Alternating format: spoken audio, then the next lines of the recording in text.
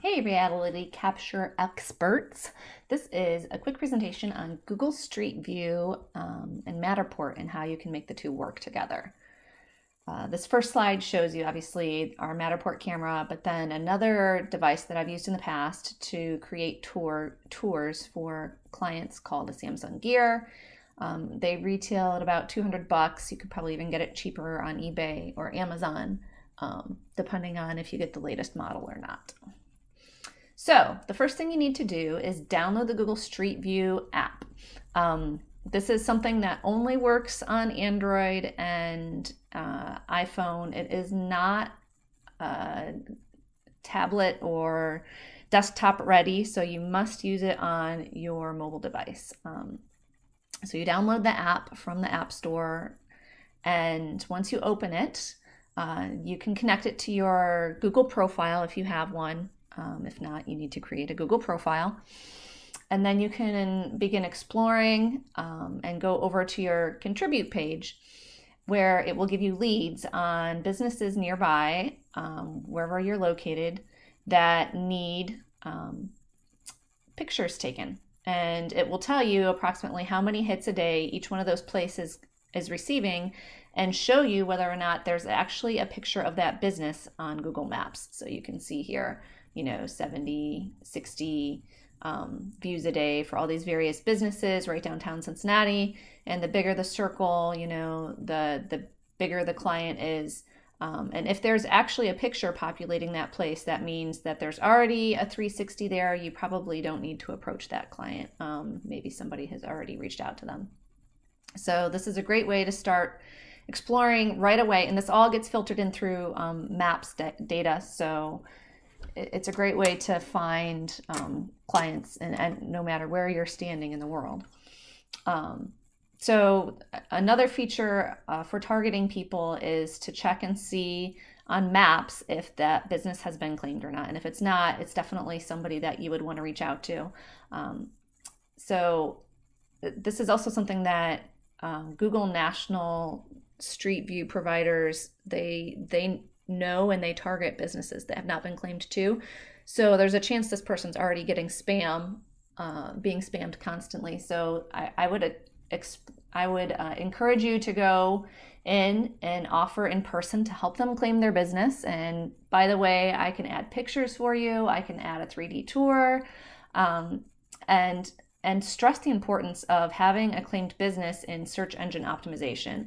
And I'm going to show you in the next slide how important it is to have an accurate Maps listing in order to ring in search ranking. And this is something we need to do for reality capture experts too. We need to list our business a physical location in order to rise in search rankings. And even, we can have multiple locations. We could have one in every city where we're located, and that would definitely help. So let's go to the next page. And you can see these are all driven from Moz.com, which is a website that specializes in helping businesses with search engine optimization. But they also have a domain authority checker, so you can put in your website and see what sort of authority your domain has, which I'm guaranteeing all of us are at a 1 or a 2.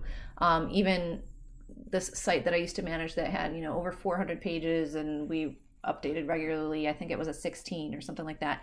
It's not as high as you think, so don't be discouraged. But you can see here in red, 1, 2, 3, 4, 5 different things, all within the top 10 that are factors that drive Google search results or search engine optimization. And they're all related to having the proper Google Maps category association, the proper business listing title, and then the authority of inbound links. And you can pay for stuff like that. A location keyword in your Google Maps business. So when I named my business Cincy360, I took that into account. I wanted to include the location in order to bring up my ranking. Whoop. Okay, so in order to become a Google Street View trusted photographer, what you have to do is add 50 photospheres to Google Street View. And after you do that, you will gain access to their pro listing on their website. You'll get an email like this one here on the left saying, congratulations, you are now a Street View trusted photographer. Fill out this form, and once you fill out this form, you will be listed here. And these listings are according to the volume of business that they do. So you can see here, if I type in Cincinnati on the Google Street View trusted photographer website, the top people that come up are these national companies that don't even have local people working on problems here. So that's a little discouraging, but you come down and then there's two other people, and then there's myself and this Joseph Danzer. He has over 25,000 pictures on maps in Cincinnati, which is incredible. But he hasn't helped as many businesses. So while he has a lot of pictures, he's not, his breadth isn't quite as big as mine. But then this Christian Vetter, he's over in his number, you can see this is Kentucky. So I encourage you to visit this site, and check out who's already in your area before you go on to become a Google Street View trusted photographer, and look at their websites and see what they're set up like. I did all that before I started mine, and just to give you an idea for what you're in for. Okay, so this is also on Google's site about image quality and making sure that you're adhering to their standards and guidelines. And this one I think is relatively important to point out. To increase the chances that they can connect your content, make sure you take some pictures down by the street where the Google Street View cameras already have existing photos. So they're anticipating in the future a way to be able to connect all of these pictures automatically, which would be amazing, because right now when we connect them manually, it's just a pain, and it doesn't really help anything. It's very time consuming. So just make sure that you always try to take a few pictures within line of sight of the street for your client. Other things that you can do once you are a trusted photographer is to join the Local Guides Connect, and then you'll get exclusive access to Google Street View hints and tips. And this website, it's like a forum that Google runs, and they usually give you some pretty good tips, and they talk about the Street View Summit, the Local Guide Summit, and all sorts of stuff. So it's worth taking a peek and fielding questions there from ones that I won't be able to answer. So when you add your tour to Maps, you're going to want to get 10 to 20 stills from the workshop in Matterport or from whichever device you're using. And you want to make sure that the stills that you're taking are the 360 stills in the workshop, not the snapshots. When you go into snapshots, you'll see on the button on the right is just a regular still, and then the button on the left is a regular still. The button on the right is for a 360. So you definitely want to use the button all the way to the right for the 360, and download 10 to 20 of the best stills all around your space here. You can see mine were kind of spread out. And then once they're downloaded, you're going to upload them onto your phone to either position them in the Google Street View app, or you can use this site that Google promotes using, which is gothrough.co. And I find it easier to use than the Google Street View app, although I find that the results aren't quite as accurate.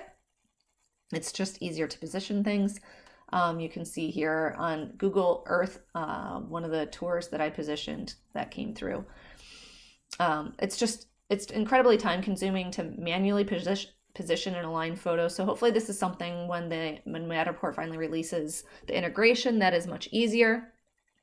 After doing, a dozen of these tours or so is when I started to hate my life and say, I really need something easier. And I looked into getting a Matterport. And I've just haven't really looked back since. Even though adding the pictures and the tours to Maps is important, it's just too time consuming at this point.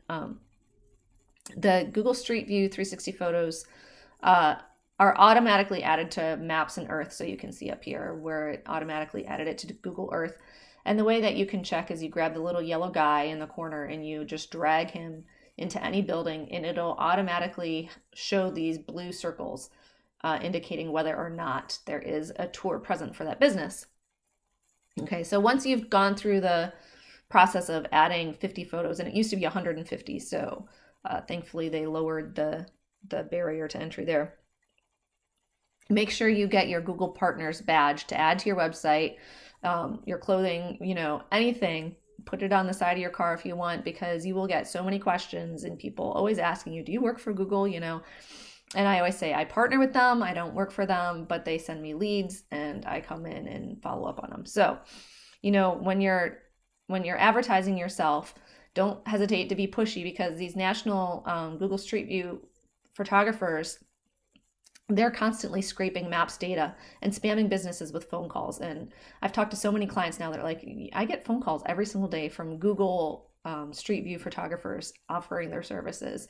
And that's because their business wasn't claimed. And I said, once you claim your business, they'll stop spamming you. But that's why, like, they are scraping maps for that data and spamming people. So even Yellow Pages is in on it. They're offering Google Street View services when you buy a paid listing in Yellow Pages. So it's becoming a standard and a norm for businesses to have a Google Maps listing and pictures incorporated. Just as something I always try to do as a Google Street View photographers, I like reporting bad images and spam.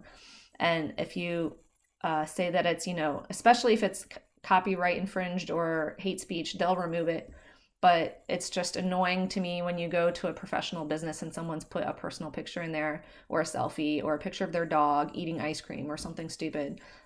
So I always try to report that stuff to a certain degree. Just make sure you go back and review your contributions all the time to see what worked and what hasn't. Here's all the tours that I did before buying my Matterport, and you can see which ones were more popular than others and what worked and what didn't. I'd say that the 360 tours and pictures that I did accounted for about 1/10 of all the views that I've gotten on maps so far. So while Google claims that 360s are more popular than regular photos on maps, there's no actual truth behind the claim. But it is something that customers are willing to pay for. So just keep in mind, even if you just add stills of the business to a business listing, the customers are going to be thrilled and happy, at least most of them, because most of them just don't have a clue what's going on or why there's pictures there that other people have added. So just be courteous and recognize the knowledge level of your client when you're approaching them. Okay, so some of the questions that I got from people this week,